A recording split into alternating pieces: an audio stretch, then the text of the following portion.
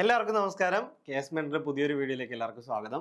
അപ്പോൾ നമ്മുടെ degree പ്രിലിംസിന്റെ stage 1 കഴിഞ്ഞിട്ട് എല്ലാവരും വെയിറ്റ് ചെയ്തിരിക്കുകയാണ്. പലരും ഇങ്ങനെ ചോദിക്കുന്നുണ്ട് എത്രയായിരിക്കും കട്ട് ഓഫ് വരുന്നത്, അപ്പോൾ ഞാൻ ഈ എക്സാം ഇത്ര മാർക്ക് കിട്ടിക്കഴിഞ്ഞാൽ ഞാൻ കയറുമോ? അപ്പോൾ അതിനുള്ള ഒരു സമയമല്ല ഇത് എന്ന് എല്ലാവരും മനസ്സിലാക്കി വെച്ചിരിക്കുക.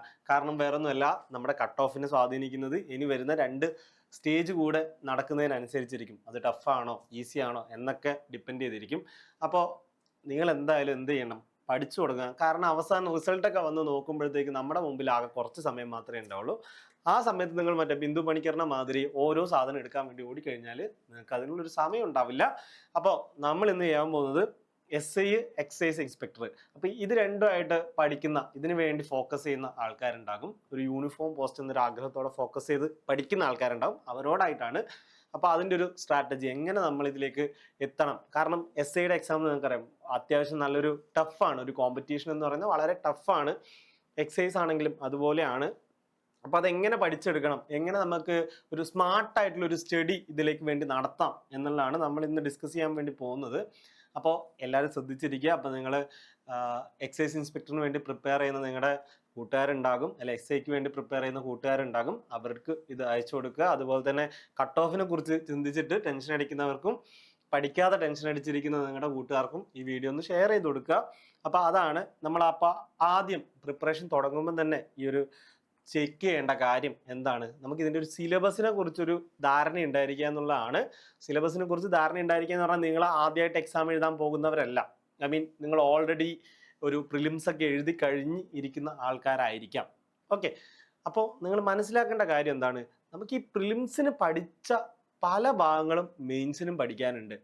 ഓക്കെ, അപ്പോൾ ഞാനിവിടെ ഈ ഒരു ഹൈലൈറ്റ് ചെയ്തിരിക്കുന്ന യെല്ലോ കളറിൽ ഹൈലൈറ്റ് ചെയ്തിരിക്കുന്ന ഭാഗങ്ങളൊക്കെ നമുക്ക് ഓൾറെഡി പ്രിലിംസിന് പഠിച്ചിരിക്കുന്ന ഭാഗങ്ങൾ തന്നെയാണ്. അപ്പോൾ നിങ്ങൾ എന്താ ഇവിടെ ചെയ്യാൻ വേണ്ടിയിട്ട് പോകേണ്ടത്, ഈ പ്രിലിംസിന് പഠിച്ച ഭാഗങ്ങൾ തന്നെ വീണ്ടും വീണ്ടും ഇരുന്ന് പഠിക്കുക. അതൊരു ഭയങ്കര ബുദ്ധിമുട്ടുള്ള കാര്യമായിരിക്കും. ഇപ്പം നിങ്ങൾ ചെയ്യേണ്ട കാര്യം എന്താണെന്ന് പറഞ്ഞു കഴിഞ്ഞാൽ കൃത്യമായ ഒരു പ്ലാൻ ഇതിലേക്ക് ഉണ്ടാക്കിയെടുക്കുക. കാരണം വീണ്ടും വീണ്ടും അതന്നെ പഠിക്കാൻ വേണ്ടി പോകുക എന്ന് പറഞ്ഞു കഴിഞ്ഞാൽ ബുദ്ധിമുട്ടുള്ള കാര്യമാണ്. കാരണം ഹിസ്റ്ററി ഉണ്ട്. ഹിസ്റ്ററിയിലാണെങ്കിൽ നമുക്ക് മീഡിയവൽ ഇന്ത്യ ഹിസ്റ്ററി അതിൽ വരുന്നില്ല. പ്രിലിംസിന് കുറച്ച് ഭാഗങ്ങൾ അവിടെ വരുന്നുണ്ട്. ഇപ്രാവശ്യം ചോദ്യങ്ങളൊക്കെ വന്നിട്ടുണ്ട്, ശ്രദ്ധിച്ച് കാണും. അതുപോലെ ജോഗ്രഫി, എക്കണോമിക്സിൽ ഒരു സ്ലൈറ്റ് ചേഞ്ച് ഉണ്ട്, എന്നാലും കുഴപ്പമില്ല. ഇന്ത്യൻ കോൺസ്റ്റിറ്റ്യൂഷൻസ് വരുന്നുണ്ട്. ഇപ്രാവശ്യം ചോദ്യങ്ങൾ കുറവാണ്, ചോദിച്ചിട്ടില്ല എന്ന് തന്നെ പറയാം. അപ്പോൾ ഇന്ത്യൻ കോൺസ്റ്റിറ്റ്യൂഷൻ വരുന്നുണ്ട്, ആർട്സ്, സ്പോർട്സ്, കൾച്ചർ, ലിറ്ററേച്ചർ വരുന്നുണ്ട്. നമ്മൾ പ്രിലിംസിൽ പഠിച്ചത് തന്നെയാണ്. അതുപോലെ തന്നെ മാത്സ്, ഇംഗ്ലീഷ്, മലയാളം, MEMന്റെ ഭാഗം വരുന്നുണ്ട്. അപ്പോൾ ഇതൊക്കെ നമ്മൾ എവിടെ പഠിച്ചതാണ്, നമ്മൾ ഓൾറെഡി പ്രിലിംസിന് പഠിച്ചതാണ്. അപ്പോൾ ഈ ഭാഗത്തിൻ്റെ മുകളിൽ നിങ്ങൾ ഒരുപാട് സമയം ചിലവാക്കരുത്. ഓക്കെ, അപ്പോൾ നമ്മൾ പഠിക്കാത്ത ഭാഗത്ത് വേണം കൂടുതൽ സമയം ചിലവഴിക്കാൻ വേണ്ടിയിട്ട്. അപ്പോൾ നമ്മൾ എന്ത് ചെയ്യണം, ഈ ഒരു ഭാഗത്തേക്ക് എന്ത് ചെയ്യണം, ഇപ്പോൾ നമ്മൾ SI മാത്രമായിരിക്കില്ല പഠിക്കുന്നത്, അല്ലെങ്കിൽ എക്സൈസ് ഇൻസ്പെക്ടർ മാത്രമായിരിക്കില്ല പഠിക്കുന്നുണ്ടാവുക. ചിലപ്പോൾ രണ്ടിലും നിങ്ങൾ പാസ്സാവുന്നുണ്ടാകും, രണ്ടും കമ്പൈൻ ചെയ്ത് പഠിക്കുന്നുണ്ടാകും. കാരണം നമുക്ക് ഏതിലെങ്കിലും കയറി പോകണമല്ലോ. അപ്പോൾ എന്ത് ചെയ്യാം, ഇതിനൊന്ന് വ്യക്തമായിട്ടൊരു പ്ലാൻ ചെയ്യാം. ഓക്കെ, എങ്ങനെ പഠിക്കാം. അപ്പോൾ നമുക്ക് നോക്കിക്കഴിഞ്ഞാൽ SIയിലാണെങ്കിലും എക്സൈസ് ഇൻസ്പെക്ടറിലാണെങ്കിലും രണ്ടിലും കോമൺ ആയിട്ട് വരുന്ന പ്രിലിംസിൽ വന്നിരിക്കുന്ന ഭാഗങ്ങളുണ്ട്. അത് ഏതൊക്കെയാണ്, ഹിസ്റ്ററി, ജോഗ്രഫി, എക്കണോമിക്സ് വരുന്നുണ്ട്. SIയിലാണെങ്കിൽ ആർട്സ്, സ്പോർട്സ്, കൾച്ചർ, ലിറ്ററേച്ചർ എന്ന് പറയുന്ന ഭാഗം വരുന്നില്ല. അതുപോലെ തന്നെ ബാക്കി എല്ലാത്തിലും MEM വരുന്നുണ്ട് അല്ലേ. MEMന് എത്ര മാർക്ക് വരുന്നുണ്ട്, 30 മാർക്കാണ് നിങ്ങൾക്ക് വരാൻ വേണ്ടി പോകുന്നത് ഔട്ട് ഓഫ് 100. 30 മാർക്ക് എന്ന് പറഞ്ഞാൽ വളരെ ക്രൂഷ്യലാണ്. കാരണം നിങ്ങൾ ആലോചിച്ച് നോക്കുക, എല്ലാ പ്രാവശ്യവും മാത്സ് ആണെങ്കിലും ഇംഗ്ലീഷ് ആണെങ്കിലും ശരി, മലയാളം ആണെങ്കിലും ശരി, ഒരേ രീതിക്കാണ് ചോദ്യങ്ങൾ വരുന്നത്. അപ്പോൾ അതിന് നമ്മൾ വേറൊരു അപ്രോച്ച് കൊണ്ടുവരണം. അതുപോലെ തന്നെ ഹിസ്റ്ററി, ജോഗ്രഫി, എക്കണോമിക്സ്, പൊളിറ്റി എന്ന് പറയുന്നത്, ഇപ്പോൾ SI എടുത്തു കഴിഞ്ഞാലും അവിടെ പൊളിറ്റി ഉണ്ട്. നിങ്ങൾക്ക് ഇവിടെ നോക്കുമ്പോൾ പൊളിറ്റി കാണാൻ പറ്റില്ലെങ്കിലും സ്പെഷ്യൽ ടോപ്പിക്കിൻ്റെ ഭാഗത്ത് ആരുണ്ട്, പൊളിറ്റി കിടപ്പുണ്ട്. അപ്പോൾ അവിടെയും നമുക്ക് കമ്പൈൻ ചെയ്ത് പഠിക്കാൻ വേണ്ടി പറ്റുന്നതാണ്. അപ്പോൾ നമ്മളെ സ്ട്രാറ്റജി എന്താണ് എന്ന് നോക്കുന്നതിന് മുന്നേ നമ്മൾ ആദ്യം മനസ്സിലാക്കേണ്ടത്, നമ്മൾ ഈ ഒരു ക്വസ്റ്റ്യൻ പേപ്പേഴ്സൊക്കെ ആദ്യമേ ഒന്ന് കണ്ട് ഇരിക്കുക. കാരണം എങ്ങനെയാണ് ചോദ്യങ്ങൾ ചോദിക്കുന്നത് എന്നൊക്കെ മനസ്സിലാക്കിയിരിക്കുക. ഇവിടെ ഞാൻ SIയുടെ എക്സൈസിൻ്റെ 2 ക്വസ്റ്റ്യൻ പേപ്പേഴ്സാണ് കൊടുത്തിരിക്കുന്നത്. നിങ്ങൾ നോക്കുക, നിങ്ങളെല്ലാവരും കണ്ടിട്ടുള്ളത് മിക്കവാറും കഴിഞ്ഞ വർഷം 2025 നടന്ന SIന്റെ ക്വസ്റ്റ്യൻ പേപ്പർ ആയിരിക്കും. അപ്പോൾ നിങ്ങൾ വിചാരിക്കും നമ്മുടെ മുമ്പിൽ ആകെ ഒരു ക്വസ്റ്റ്യൻ പേപ്പർ മാത്രമല്ലേ ഉള്ളൂ SIൻ്റെത് നോക്കാൻ വേണ്ടിയിട്ട്, സ്പെഷ്യൽ ടോപ്പിക് പുതിയ സിലബസ് ചേഞ്ചിന് ശേഷമുള്ള ഒരു ക്വസ്റ്റ്യൻ പേപ്പർ അല്ലേ ഉള്ളൂ എന്നുള്ളൊരു തോന്നൽ ഉണ്ടാകാം. പക്ഷെ അങ്ങനെയല്ല, നമുക്കിവിടെ സെയിം സിലബസ് വെച്ച് നടന്ന DYSPയുടെ ഒരു എക്സാം കൂടെ കഴിഞ്ഞ 2025 ഡിസംബറിൽ നടന്നിട്ടുണ്ടായിരുന്നു. അപ്പോൾ ഈ ഒരു ക്വസ്റ്റ്യൻ പേപ്പർ നിങ്ങൾ കണ്ടിട്ടില്ലെങ്കിൽ ഡെഫിനറ്റ്ലി ഈ ഒരു വീഡിയോ കാണുമ്പോൾ അത് കഴിഞ്ഞ് ഉടനെ തന്നെ പോയി ഡൗൺലോഡ് ചെയ്ത് നോക്കുക. ആ ഒരു എക്സാം എഴുതി നോക്കുക. നിങ്ങൾ എവിടെയാണ് ഇപ്പം നിൽക്കുന്നതെന്ന് മനസ്സിലാക്കാൻ വേണ്ടിയിട്ട് ഇത് എന്തായാലും ചെയ്ത് നോക്കുക. അപ്പോൾ ഈ ക്വസ്റ്റ്യൻ പേപ്പർ വേണമെന്നുണ്ടെങ്കിൽ നമ്മുടെ ടെലഗ്രാം ഗ്രൂപ്പിലേക്ക് കയറുക, ടെലഗ്രാം ചാനലിലേക്ക് കയറുക. KS മെൻറ്റർ ഞാനിവിടെ ലിങ്ക് കൊടുത്തിട്ടുണ്ട്. അപ്പോൾ ഗ്രൂപ്പിൽ ജോയിൻ ചെയ്തതിന് ശേഷം നോക്കുക. അതിനകത്ത് ഇതിൻ്റെ ക്വസ്റ്റ്യൻ പേപ്പർ ആൻസർ കീ ഞാൻ അപ്ലോഡ് ചെയ്തിട്ടുണ്ട്. അതുപോലെ തന്നെ എക്സൈസ് ഇൻസ്പെക്ടറുടെ കാര്യത്തിലാണെങ്കിലും എല്ലാവരും വിചാരിച്ചിരിക്കുന്നത് 2022 നടന്ന ഒരു എക്സാം മാത്രമാണ്. അത് മാത്രമല്ല, ഒരു ഓൺലൈൻ എക്സാം നടന്നിട്ടുണ്ടായിരുന്നു സ്പെഷ്യൽ റിക്രൂട്ട്മെൻറ്റിൻ്റെ ഭാഗമായിട്ട്. അപ്പോൾ ആ ഒരു ക്വസ്റ്റ്യൻ പേപ്പറും ഞാനിവിടെ അപ്ലോഡ് ചെയ്യുന്നുണ്ടാകും. അപ്പോൾ നിങ്ങൾ എന്തായാലും ഡെഫിനറ്റ്ലി നിങ്ങൾ കയറി നോക്കിയിട്ട് ആ ക്വസ്റ്റ്യൻ പേപ്പർ ഇന്ന് തന്നെ ചെയ്ത് നോക്കുക എന്നുള്ളതാണ്. അപ്പോൾ നമുക്ക് കാര്യത്തിലേക്ക് കടക്കാം. എന്താണ് ചെയ്യേണ്ടതെന്നുള്ളത് ഇപ്പോൾ നമ്മൾ നേരത്തെ പറഞ്ഞ പോലെ തന്നെ പ്രിലിംസിനും മെയിൻസിനും കോമൺ ആയിട്ട് വരുന്ന ഭാഗങ്ങളുണ്ട്. ഇതിൽ എന്താണ് ചെയ്യേണ്ടത്? ഇപ്പോൾ MEM നമുക്ക് ആദ്യം എടുക്കാം. കാരണം നമുക്ക് 30 മാർക്കാണ് ഈ ഒരു ഭാഗത്ത് നിന്ന് വരുന്നത്. ഈ 30 മാർക്ക് നമുക്ക് എങ്ങനെ പരമാവധി സ്കോർ ചെയ്യണം. കാരണം നമുക്ക് പ്രിലിംസ് പോലെയല്ല ഇതിൻ്റെ ഒരു അപ്രോച്ച് എന്ന് പറയുന്നത്. കാരണം പ്രിലിംസിൽ നമുക്ക് ആ ഒരു കടന്ന് അപ്പുറത്ത് എത്തുക എന്നുള്ളത് മാത്രമാണെങ്കിൽ ഇവിടുത്തെ ഉദ്ദേശം റാങ്ക് ലിസ്റ്റിൽ കയറി പറ്റുക എന്നുള്ളതല്ല, റാങ്ക് ലിസ്റ്റിൽ ടോപ്പിൽ എത്തുക എന്നുള്ളതാണ്. അപ്പോൾ ടോപ്പിൽ എത്തണം എന്നുണ്ടെങ്കിൽ നമുക്ക് അത്യാവശ്യം കിട്ടാവുന്ന ഭാഗത്ത് നിന്ന് എല്ലാ മാർക്കുകൾ ഇങ്ങനെ സ്വരുക്കൂട്ടി വെക്കണം. അപ്പോൾ ഏറ്റവും കൂടുതൽ നമുക്ക് മാർക്ക് തരുന്ന ഒരു ഭാഗം ഏതായിരിക്കും? ഈ 30 മാർക്ക് വരുന്ന MEMന്റെ ഭാഗമായിരിക്കും. അപ്പോൾ നമ്മൾ ഓൾറെഡി പ്രിലിംസിന് പഠിച്ചിട്ടുണ്ട്. അപ്പോൾ ഇനി എന്തായിരിക്കും ചെയ്യേണ്ടത്? ഇനി നിങ്ങൾ ചെയ്യേണ്ടത് ഇവിടെ പരമാവധി ചോദ്യങ്ങൾ ചെയ്തു നോക്കുക. പരമാവധി ടൈപ്പ് ഓഫ് ചോദ്യങ്ങൾ നിങ്ങൾ കണ്ടിരിക്കുക. ആ ചോദ്യങ്ങൾ കൃത്യമായിട്ട് പ്രാക്ടീസ് ചെയ്യുക. അതിലെ ഡൗട്ടുകൾ ക്ലിയർ ചെയ്ത് പോകുക എന്നുള്ളതാണ്. ഇനിയിപ്പോൾ ഇംഗ്ലീഷിൻ്റെ ഭാഗത്തേക്ക് വരുവാണെങ്കിൽ കുറേ വൊക്കാബുലറി പഠിക്കാനുണ്ടാവും. മലയാളത്തിലാണെങ്കിലും മലയാളത്തിലെ വരുന്ന വൊക്കാബുലറി ഇതൊക്കെ പഠിക്കാനുണ്ടാകും. അപ്പോൾ ഇതൊക്കെ നമുക്ക് പഠിച്ചിരിക്കണം. കാരണം നമ്മൾ ഓരോ പ്രാവശ്യം എക്സാമിന് പോകുമ്പോൾ ഇത് ഞാൻ കണ്ടില്ലല്ലോ, ഇതുവരെ എനിക്ക് അറിയില്ലല്ലോ എന്നുള്ള രീതിയിൽ വിട്ടുപോകരുത്. കാരണം എന്താണ്, ഒരു മോർ ദാൻ ഒരു 60-70% റിപ്പീറ്റഡ് ആയിട്ട് പ്രീവിയസ് ഇയർ ക്വസ്റ്റ്യൻസ് തന്നെ അതുപോലെ ചോദിക്കാറുണ്ട്. ഇപ്രാവശ്യത്തെ മലയാളത്തിൽ കുറച്ച് മാറ്റങ്ങൾ വന്നിട്ടുണ്ടെങ്കിലും ഭൂരിഭാഗം ചോദ്യങ്ങളും ഇതുപോലെ ചോദിക്കുന്നതാണ്. അപ്പോൾ ആ ക്വസ്റ്റ്യൻസ് ഒന്നും നിങ്ങൾ കാണാതെ പോകരുത്. ഡെയിലി ബേസിസിൽ നിങ്ങൾ എന്ത് ചെയ്യണം? ഈ ഒരു ഭാഗത്തുള്ള ചോദ്യങ്ങൾ ചെയ്തു നോക്കണം.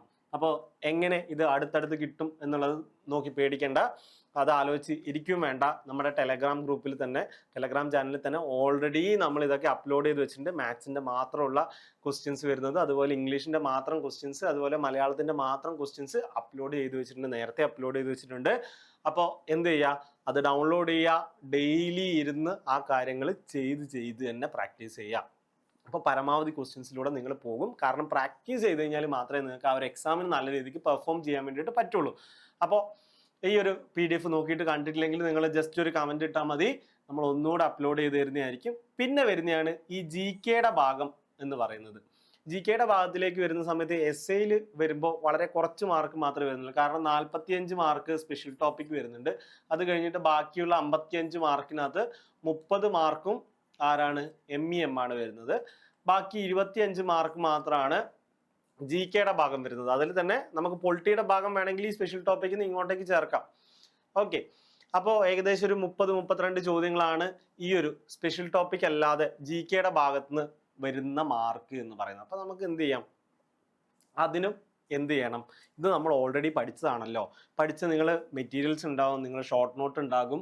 ഇനി അഥവാ ചിലപ്പോൾ നിങ്ങൾ പ്രിലിംസിന് ഈ ഭാഗങ്ങളിൽ കുറേ പഠിച്ചിട്ടുണ്ടാവില്ല. അപ്പോൾ ഈ ഒരു സമയം, ഈ ഒരു പ്രിലിംസ് കഴിഞ്ഞ് ഒരു തീരുമാനമാകുന്ന വരെയുള്ള സമയത്തിനുള്ളിൽ നിങ്ങൾ പഠിക്കാത്ത കാര്യങ്ങൾ, പ്രിലിംസിന് സ്കിപ്പ് ചെയ്ത ഭാഗങ്ങളൊക്കെ ഒന്ന് പഠിച്ചിരിക്കേണ്ട സമയമാണ്.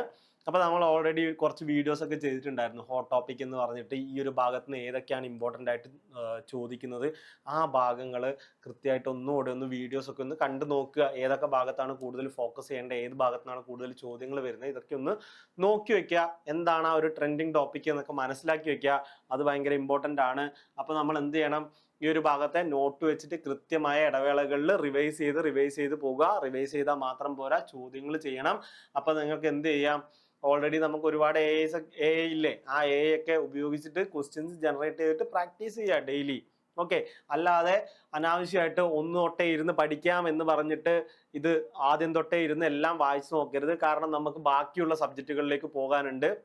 കാരണം പ്രിലിംസിന് മാത്രം ചോദിക്കുന്ന സബ്ജക്റ്റുകൾ മാത്രമല്ല, മെയിൻസിന് എല്ലാ മെയിൻസിനും കോമൺ ആയിട്ട് വരുന്ന കുറച്ച് കാര്യങ്ങളുണ്ട്. ഞാൻ ഇവിടെ ഈ ഒരു ഗ്രീൻ കളറിൽ കൊടുത്തിരിക്കുന്ന ഭാഗങ്ങൾ നോക്കിക്കഴിഞ്ഞാൽ നിങ്ങൾക്ക് കാണാൻ വേണ്ടി പറ്റും. എല്ലാ എക്സാമിനും കോമൺ ആയിട്ട് വരുന്നതാണ്. ഇവിടെ ഫിസിക്സും കെമിസ്ട്രി എക്സൈസ് ഇൻസ്പെക്ടറിൽ വരുന്നുണ്ട്.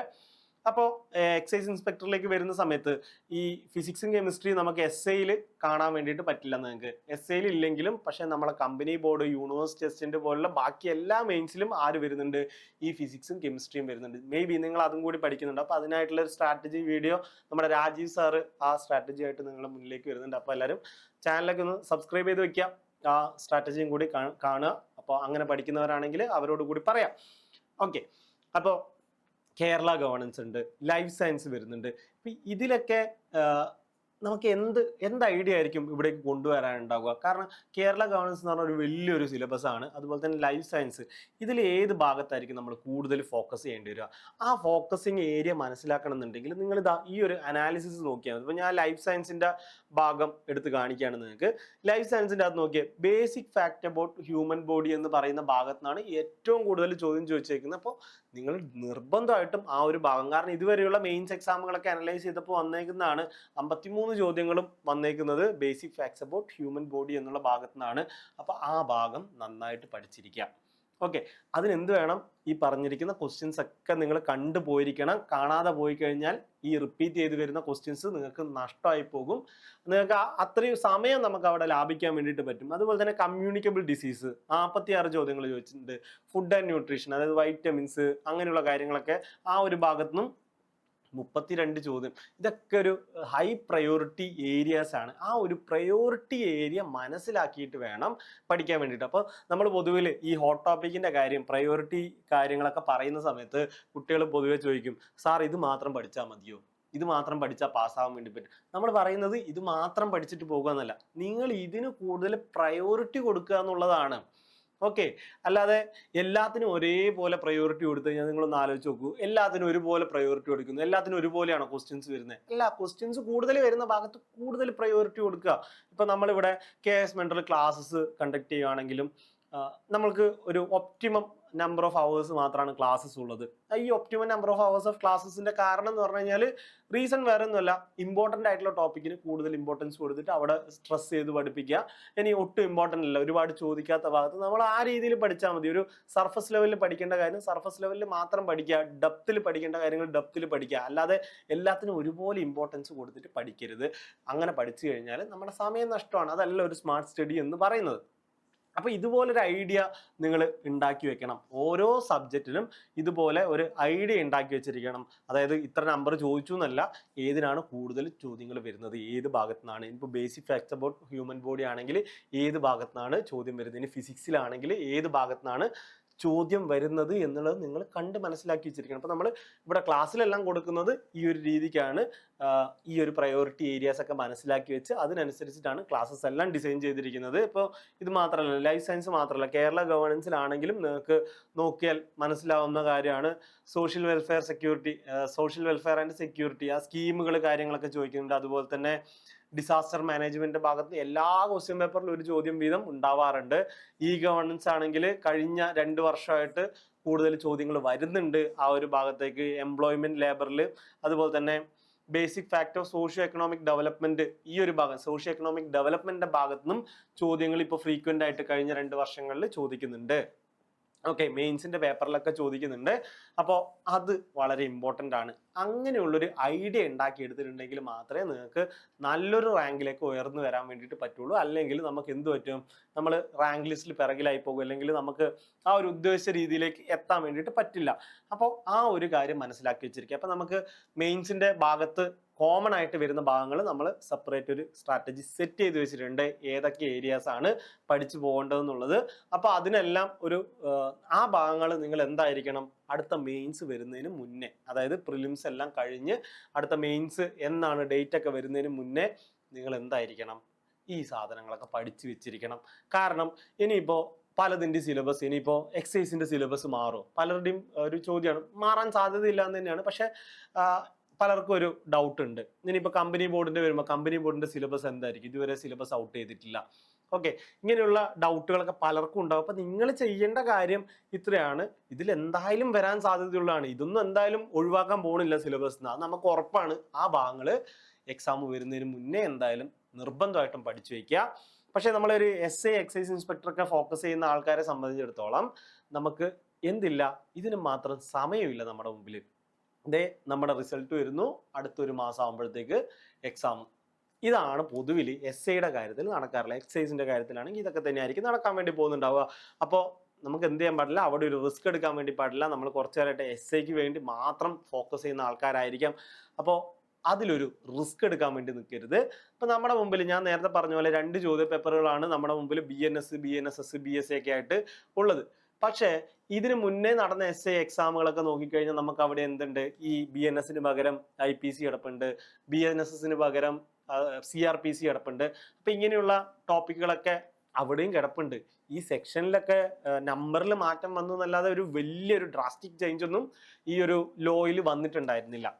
അപ്പൊ ആ കാര്യം നമുക്കറിയാം. അപ്പൊ നമ്മൾ എന്ത് ചെയ്യണം, ഓൾറെഡി IPCയിലും CRPCയിലൊക്കെ ചോദിച്ചിരിക്കുന്ന ചോദ്യങ്ങൾ ഏതാണെന്ന് മനസ്സിലാക്കിയിട്ട് ഏതൊക്കെ ഭാഗത്തു നിന്നാണ് കൂടുതൽ ചോദ്യം വരുന്നത്, ആ ഒരു കമ്പാരിസൺ നമ്മുടെ കയ്യിൽ ഉണ്ടായിരിക്കണം. ഇപ്പൊ ഞാനിവിടെ BNSൽ ചോദിച്ചിരിക്കുന്ന പ്രയോറിറ്റി ഏരിയാസ് ആണ് ഇവിടെ കൊടുത്തിരിക്കുന്നത്. ആ ഒരു ഏരിയ എന്ന് പറഞ്ഞു കഴിഞ്ഞാൽ വെറുതെ ഈ ഒരു 2 ക്വസ്റ്റ്യൻ പേപ്പർ മാത്രം നോക്കിയിട്ടുള്ളതല്ല. ഇതിന് മുന്നേ നടന്നിരിക്കുന്ന IPCയും കൂടെ അനലൈസ് ചെയ്തിട്ടാണ് നമ്മൾ ഈ ഒരു ഹോട്ട് ടോപ്പിക് ഈ ഒരു ഏരിയയിലേക്ക് നമ്മൾ മനസ്സിലാക്കുന്നത്. അപ്പോൾ നമ്മൾ ആ ഒരു കാര്യങ്ങൾ കൂടെ മനസ്സിലാക്കിയതിന് ശേഷം കൂടുതൽ ഫോക്കസ് കൊടുക്കേണ്ട ഏരിയ ഏതാണെന്ന് മനസ്സിലാക്കി വെച്ചിരിക്കുക. കൂടുതൽ ചോദ്യങ്ങൾ വരുന്ന ഏരിയ ഏതാണെന്ന് മനസ്സിലാക്കി വെച്ചിട്ട് പഠിക്കാൻ തുടങ്ങുക. അവിടെ കൂടുതൽ സ്ട്രെസ് ചെയ്യുക, മറ്റുള്ളത് പഠിക്കാതിരിക്കരുത് എന്നല്ല പറയുന്നത്, അത് ഓർത്തിരിക്കുക. അപ്പോൾ പലരുടെയും ഒരു പ്രശ്നമാണ് പഠിക്കാതിരിക്കുക. ഹോട്ട് ടോപ്പിക് കിട്ടിക്കഴിഞ്ഞാൽ ബാക്കിയുള്ളത് പഠിക്കാതിരിക്കുക, ബാക്കിയുള്ളതിന് അതിൻ്റെതായ ഇമ്പോർട്ടൻസ് കൊടുത്തിട്ട് പഠിക്കാം. ഓക്കെ, അതുപോലെ തന്നെ കൂടുതലും കൺസെപ്ച്വലി ഇത് പഠിച്ച് ക്ലിയർ ചെയ്യാൻ വേണ്ടി നോക്കുക. ഒരുപാട് ഫാക്ട്, ഇപ്പോൾ CPO എക്സാം പോലെയല്ല SA എക്സാം. ക്വസ്റ്റ്യൻസ് നോക്കിക്കഴിഞ്ഞാൽ നിങ്ങൾക്ക് മനസ്സിലാകുക ആ ഒരു വ്യത്യാസം. നമുക്ക് കുറച്ചുകൂടി ഒരു SAയുടെ കേസിലേക്ക് വരുമ്പോഴത്തേക്ക് ഒരു കൺസെപ്ച്വൽ ആയിട്ടുള്ള ക്വസ്റ്റ്യൻസ് ആണ് കൂടുതലും വരുന്നത്. അപ്പോൾ ആ ഒരു ഭാഗം ഒരു കൺസെപ്ച്വലി തന്നെ പഠിച്ചു വെക്കാൻ നിൽക്കുക. അതുപോലെ തന്നെ ഇതിനകത്ത് വരുന്ന കുറേ എക്സാമ്പിൾസ് ഉണ്ടാകുക, ആ എക്സാമ്പിൾസ് വ്യക്തമായിട്ട് പഠിച്ചു വെച്ചിരിക്കുക. അതുപോലെ തന്നെ BNSS ആണെങ്കിലും സെയിം കാര്യമാണ്. ഇപ്പോൾ അറസ്റ്റിന്റെ കാര്യത്തിലാണെങ്കിൽ, അതുപോലെ തന്നെ information to police, power to investigate, ഈ കാര്യങ്ങളൊക്കെ നേരത്തെ CRPC ഉണ്ടായിരുന്നപ്പോഴും ചോദിക്കുന്നുണ്ടായിരുന്നു. അതുപോലെ തന്നെ ഇപ്പോൾ BNS ആയപ്പോഴും ഈ ഭാഗത്തു നിന്നുള്ള ചോദ്യങ്ങൾ വരുന്നുണ്ട്. BSAയിലാണെങ്കിൽ വളരെ ചെറിയൊരു സിലബസ് ആണ്. അപ്പോൾ അതും പെട്ടെന്ന് പഠിച്ചെടുക്കാൻ വേണ്ടി പറ്റുന്നതാണ്. ഇലക്ട്രോണിക് എവിഡൻസ്, കൺഫെഷൻ, അതുപോലെ തന്നെ എക്സ്പെർട്ട് ഒപ്പീനിയൻ, ഈ ഒരു ഭാഗത്താണ് കൂടുതലും ചോദ്യങ്ങൾ ചോദിച്ചിരിക്കുന്നത്. അപ്പോൾ ആ ഒരു ഐഡിയ എപ്പോഴും ഉണ്ടാക്കി വെച്ചിരിക്കുക, നേരത്തെ തന്നെ പഠിച്ചു തുടങ്ങുക. അപ്പോൾ ഇതാണ് ഈ ഒരു BNSS ഒക്കെ വരുമ്പോഴുള്ള കാര്യം. നിങ്ങൾ നേരത്തെ ഈ കാര്യങ്ങൾ ക്വസ്റ്റ്യൻസ് ഒക്കെ കണ്ടിരിക്കുക, ആ ക്വസ്റ്റ്യൻസ് കണ്ടിട്ട് അതിൻ്റെ ഒരു അനാലിസിസ് എടുക്കുക. അനാലിസിസ് എടുത്തതിന് ശേഷം മാത്രം അതിൽ ഫോക്കസ് ചെയ്യുക. ഓക്കെ, ഏതൊക്കെ ഭാഗത്തിൽ ഫോക്കസ് ചെയ്യണം എന്നുള്ളത് ഒന്ന് തീരുമാനിക്കുക. അതുപോലെ തന്നെ ഞാൻ ബാക്കിയുള്ള എസ്സേയിൽ ബാക്കി വരുന്ന ഭാഗങ്ങൾ ഇവിടെ കൊടുത്തിട്ടില്ല. അപ്പം നിങ്ങൾ അതുപോലെ ചെയ്യണം. ഞാൻ പറഞ്ഞു, നമുക്ക് ഓൾറെഡി ക്ലാസ്സസ് ഒക്കെ സെറ്റ് ചെയ്തിരിക്കുന്ന ഇതുപോലെയാണ് നമ്മുടെ മുമ്പിൽ. നിങ്ങൾക്ക് ഈ ഒരു സ്ട്രാറ്റജി അനുസരിച്ചിട്ട് സെൽഫായിട്ട് പഠിച്ചു പോകാവുന്നതാണ്. സെൽഫായിട്ട് പഠിച്ചാലും നടക്കും. പക്ഷെ ചില ആൾക്കാർക്ക് ഇത് കൺസിസ്റ്റന്റ് ആയിട്ട് പഠിക്കണം എന്ന് യാതൊരു നിർബന്ധമില്ല. ഒരു കൺസിസ്റ്റൻസി കീപ്പ് ചെയ്യണം പറ്റണം എന്ന് യാതൊരു നിർബന്ധമില്ല. അപ്പം അങ്ങനെയുള്ളവർ ഒരു ക്ലാസ് എടുത്തതിന് ശേഷം നിങ്ങൾ എന്ത് ചെയ്യുക, ഒരു ക്ലാസ്സിനും ജോയിൻ ചെയ്തിട്ട് അത് പഠിക്കാൻ വേണ്ടിയിട്ട് നോക്കുക. റെഗുലർ ആയിട്ട് പഠിക്കുക എന്നുള്ളത് വളരെ ഇമ്പോർട്ടൻ്റ് ആണ്. നമുക്ക് പ്രിലിംസിനൊക്കെ ചെയ്ത പോലെ ഒരു ദിവസം ഒന്ന് റെസ്റ്റ് എടുക്കാം എന്ന് പറയുന്ന പോലെ ഒരു സമയം നമ്മുടെ മുമ്പിൽ മെയിൻസിലേക്ക് വരുമ്പോൾ ഉണ്ടാവില്ല. അപ്പോൾ അബ്കാരി ആക്ടിലേക്ക് വരുമ്പോഴാണെങ്കിലും ഈ ഒരു ഭാഗത്ത് എൻഫോഴ്സ്മെന്റ് ഓഫ് പവേഴ്സ് എന്ന് പറയുന്ന ഭാഗത്ത് നിന്ന് 2 ക്വസ്റ്റ്യൻ പേപ്പർ നോക്കിക്കഴിഞ്ഞാൽ ഇവിടുന്ന് മാത്രം തന്നെ 11 ചോദ്യങ്ങൾ വന്നിട്ടുണ്ട്. അപ്പോൾ ആ ഒരു ഭാഗം നോക്കിയിട്ട് പോവുക എന്ന് പറയുന്നത് ഭയങ്കര ഇമ്പോർട്ടൻ്റ് ആണ്. ആ ഒരു ഭാഗത്തുള്ള കാര്യങ്ങൾ കൃത്യമായിട്ട് പഠിച്ചിട്ട് നോട്ടൊക്കെ തയ്യാറാക്കി വെക്കുക. കാരണം നമുക്ക് പിന്നീട് റിവൈസ് ചെയ്യേണ്ടതാണ്. അപ്പോൾ അത് പറഞ്ഞപ്പോഴാണ് എല്ലാവരും പഠിക്കും പക്ഷെ റിവൈസ് ചെയ്യില്ല. നിങ്ങൾ പഠിച്ചോ എന്ന് ചോദിച്ചു കഴിഞ്ഞാൽ പഠിച്ചു, ഓർമ്മയുണ്ടോ എന്ന് ചോദിച്ചാൽ ഇല്ല. അപ്പോൾ എന്ത് ചെയ്യണം, കൃത്യമായിട്ടുള്ള റിവിഷൻസ് കൊണ്ടുവരണം. റിവിഷൻസ് കൊണ്ടുവരാൻ വേണ്ടിയിട്ട് നമ്മുടെ മുമ്പിൽ ഒരുപാട് ടൂളുകളുണ്ട്. അതായത് ഓരോ കാര്യങ്ങളൊക്കെ ഉപയോഗിക്കുക. എന്നിട്ട് കൂടുതൽ ക്വസ്റ്റ്യൻസ് ഉണ്ടാക്കി നോക്കുക, ക്വസ്റ്റ്യൻസ് പ്രാക്ടീസ് ചെയ്ത് നോക്കുക, വരുന്ന തെറ്റുകൾ എവിടെയാണെന്ന് മനസ്സിലാക്കുക, ഈ തെറ്റുകളെ അടിസ്ഥാനമാക്കിയിട്ട് വീണ്ടും പഠിക്കുക. ഈ ഒരു കാര്യം നമ്മൾ ഫോളോ ചെയ്തിട്ടുണ്ടെങ്കിൽ മാത്രമേ നമുക്ക് ഒരു നല്ല റാങ്കിലേക്ക് എത്താൻ വേണ്ടി പറ്റൂ. അതുപോലെ തന്നെയാണ് റെഗുലേറ്ററി ആൻഡ് അഡ്മിനിസ്ട്രേറ്റീവ് പ്രൊവിഷൻസ് എന്ന് പറയുന്ന ഭാഗത്ത്. ഇതിൽ ഞാൻ അബ്കാരി ആക്ടിന്റെ ഭാഗം മാത്രമേ പറഞ്ഞിട്ടുള്ളൂ. കോട്ട്പ വരുന്നുണ്ട്, അതുപോലെ NDPS ആക്ട് വരുന്നുണ്ട്. ഇതൊക്കെ നമുക്ക് ഈ ഒരു ഭാഗത്ത് നിന്ന് പഠിക്കാനുള്ളതാണ്. എല്ലാം എക്സൈസ് ഇൻസ്പെക്ടറിന്റെ ഡ്യൂട്ടീസ് ആൻഡ് റെസ്പോൺസിബിലിറ്റി എന്ന് പറയുന്ന ഭാഗത്താണ് ആ ഭാഗങ്ങളൊക്കെ കൂടുതലും ചോദിക്കുന്നത്.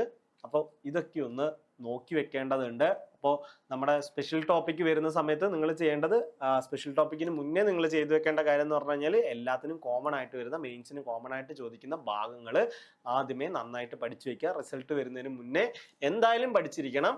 കാരണം അതിനൊരു സമയം കൊടുക്കരുത്. നമുക്ക് ടെസ്റ്റ് സീരീസ് എഴുതാനുള്ളതാണ്. ടെസ്റ്റുകൾ എഴുതി നമ്മൾ ഏത് രീതിയിലാണ് നമ്മൾ നിൽക്കുന്നത്, എവിടെയാണ് നമ്മുടെ പൊസിഷൻ എന്നൊക്കെ മനസ്സിലാക്കേണ്ടതുണ്ട്. അപ്പോൾ ഇത്രയാണ് എനിക്ക് നിങ്ങളുടെ അടുത്ത് പറയാനുള്ളത്. അപ്പോൾ അടുത്ത നമ്മുടെ കമ്പനി ബോർഡിന്റെ ആണെങ്കിലും യൂണിവേഴ്സിറ്റി ടെസ്റ്റിന്റെ ആണെങ്കിലും സ്ട്രാറ്റജി എങ്ങനെയാണെന്നുള്ളത് നമ്മുടെ രാജീവ് സാർ നിങ്ങളുടെ അടുത്ത് പറഞ്ഞു തരുന്നതായിരിക്കും. ഇപ്പോൾ ഞാൻ നിങ്ങളുടെ അടുത്ത് പറഞ്ഞല്ലോ, ഈ ഒരു രീതിയിൽ പഠിച്ചു പോകുമ്പോൾ തന്നെ നമുക്ക് നല്ല ക്ലാസ്സുകൾ സെലക്ട് ചെയ്യണം.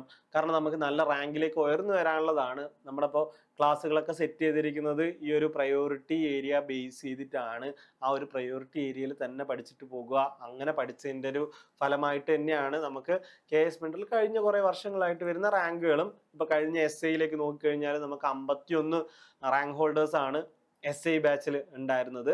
SI ബാച്ചിലും അതുപോലെ തന്നെ ഇന്റർവ്യൂ ഒക്കെ ആയിട്ട് ഉണ്ടായിരുന്നതാണ്. അപ്പോൾ കൂടുതൽ കുട്ടികൾ നമ്മൾ SI ബാച്ചിൽ തന്നെ കയറിപ്പോകാനുള്ള ഒരു റീസൺ ഇതാണ്.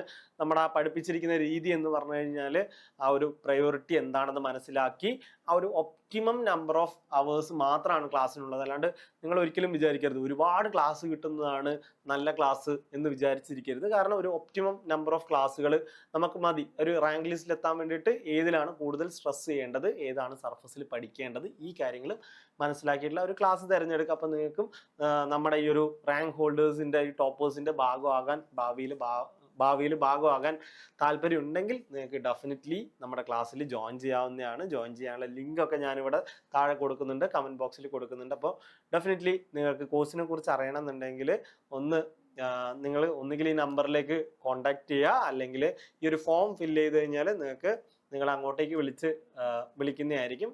അപ്പോൾ എല്ലാവരും നന്നായിട്ട് പഠിക്കാൻ തുടങ്ങുക. സമയം കളയല്ലേ, ഇന്ന് തന്നെ പഠിച്ചു തുടങ്ങാം. താങ്ക്